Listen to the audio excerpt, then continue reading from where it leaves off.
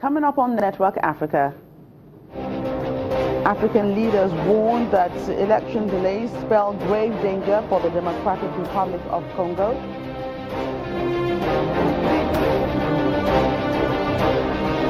University lecturers in Chad strike over pay and working conditions.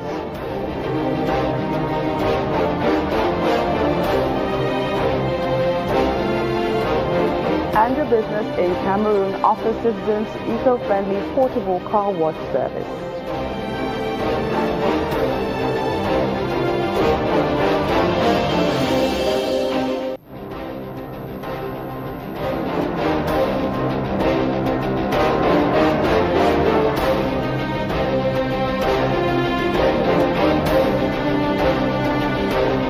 Hello and welcome to the program. I'm Joker Rogers. Former UN Secretary General Kofi Annan and 9 former African presidents have warned that the future of the Democratic Republic of Congo is in grave danger due to the country's failure to organize an election to replace President Joseph Kabila.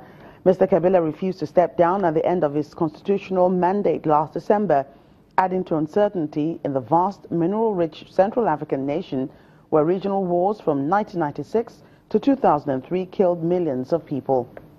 An agreement between the president's ruling coalition and opposition leaders calls for the presidential election to take place by the end of this year. But delays in registering voters and mobilizing financing makes that increasingly unlikely. Dozens of people died last year in violent anti-government protests in major cities, and an insurrection in the center of the country has killed hundreds and displaced about 1.3 million people since last August. In North Africa, the authorities in Egypt are shutting the Tahrir Square underground station in the capital, Cairo, for security reasons. Several political parties and factions have called for mass protests in the famous square against Parliament's decision to hand over 2 strategic Red Sea islands, Tiran and Sanafir, to Saudi Arabia, despite several court rulings against it. One member of Parliament has already resigned in protest, and several others are threatening to follow suit.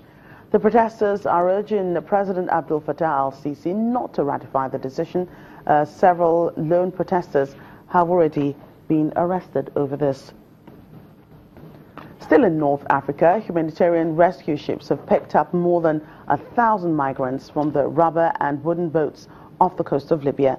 A boat operated by Save the Children rescued more than 100 migrants, most of them from Bangladesh, from a rubber dinghy about 21 miles off the coast of Libya in international waters. Earlier on Thursday, another non-governmental group, Proactiva Open Arms, said on Twitter that Libyan Coast Guard officials fired into the air as an act of intimidation while it was rescuing 11 people from a small boat. No one was injured, and the migrants were taken on board the humanitarian vessel. Italy's Interior Ministry says arrivals of migrants to Italy are up to about 18% on the same period last year, at more than 65,000. In the meantime, a senior official at the International Organization for Migration says the European Union must do more to help protect migrants stranded in Libya and to convince its member states to share the burden of caring for refugees who reach Europe. Eugenio Ambrosi, EU Director at the IOM, the United Nations migration body, was speaking before a summit of EU leaders next week. The meeting is expected to discuss efforts to stop African migrants from traveling to Europe from Libya and to seek a way out of their stalemate over the hosting of asylum seekers. The Libya-Italy route is now the most heavily used by people trying to reach Europe. The United Nations says more than 1,850 have perished in the Mediterranean this year trying to make that crossing. In Libya, generally speaking, are particularly difficult.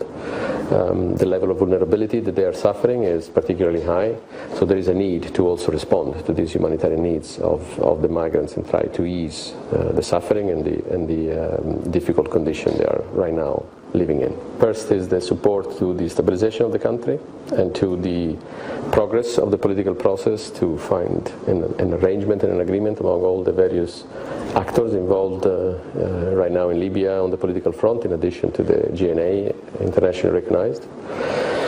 I think another important priority should be the assistance to the Libyans themselves that are obviously suffering from this long period of instability following the 2011 war. In practical terms, numbers are manageable for the EU and have always been manageable for the EU. We are talking about a fraction, a very small percentage of yearly arrival as compared to the overall EU population. So obviously by definition manageable.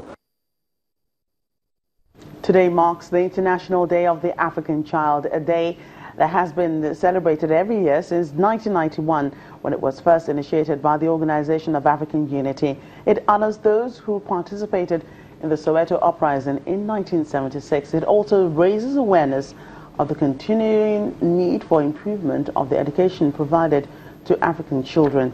In Soweto, South Africa, on June 16, 1976, about 10,000 black school children marched in a column more than half a mile long, protesting the poor quality of their education and demanding their right to be taught in their own language. Hundreds of young students were shot, the most famous of them being Hector Peterson. More than 100 people were also killed in the protest of the following 2 weeks, and more than 1,000 were injured. Well, let's get more on the story from the Action Aid Coordinator of Humanitarian Response in Northeast Nigeria, Ifwadi Omilaju. You're welcome to the program. Welcome. Good afternoon. Thanks for having me.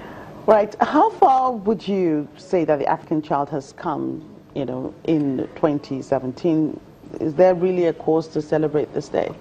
Well, if you ask me whether there is any cause for celebration, I have my reservation.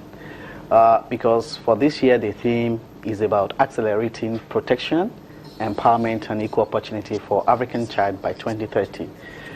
And if you look at these three key words, you're looking at protection. Is an African child protected? And the answer is capital no. In terms of what we find ourselves in Nigeria, for instance, and all over Africa, there are so many places where you have conflicts and we have child soldiers. In the northeast Nigerian, you have girls that are being used as social bobbers and all the rest. So if you are looking at in terms of protection, an African child does not feel protected. We have so many children in Africa that are being raped. In Nigeria, you have quite a number of children who are being raped. The Child Rights Acts that have been domesticated in Nigeria since 2003, just 24 states have domesticated in the various states. And even those 24 states, the implementation has been very, very poor. The right to education of an African child, or a Nigerian child, for instance, is still a subject of controversy. Quite a number of our children are not. We have 10.1 million Nigerians. People say 10.5, whichever the case may be. We have large chunk of Nigerian children who are not in school.